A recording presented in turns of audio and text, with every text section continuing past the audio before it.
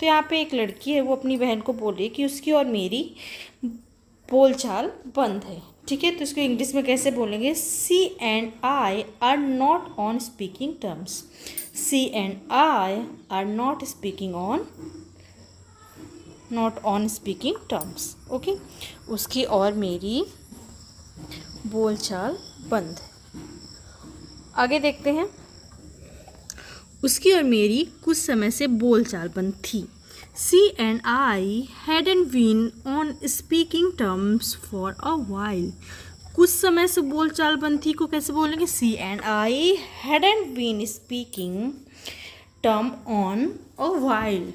ठीक है, उसकी और मेरी कुछ समय से बोलचाल बंद थी। हमारी बहस हो गई थी। क्यों बोलचाल बंद थी? क्योंकि हमारी बहस हो गई थी। We had N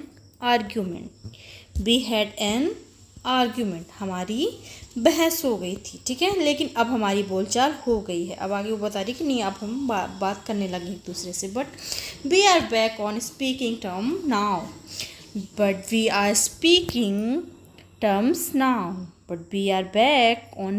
terms now. लेकिन अब हमारी बोलचाल जो है चालू हो गई है। अब हम एक दूसरे से बात करने लगे हैं। ठीक है, हालांकि वो मेरी बहन है, वो मुझसे बदतमीजी से पेश आती है।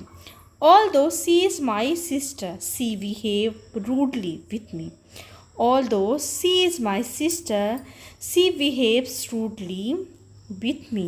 हालांकि वो मेरी बहन है, वो मुझसे बदतमीजी से पेश आती है। ठीक है, इसको हम दूसरे तरीके से भी कह सकते हैं। even though she is my sister, okay, her manner towards me is impolite.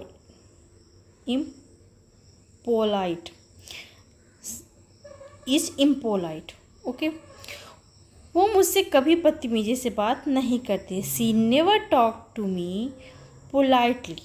ठीक है, she never talk to me politely, वो मुझसे कभी भी बदतमीजी से बात नहीं करती है। ओके, आगे देखते हैं। इसको भी हम दूसरे तरीके से भी कह सकते हैं।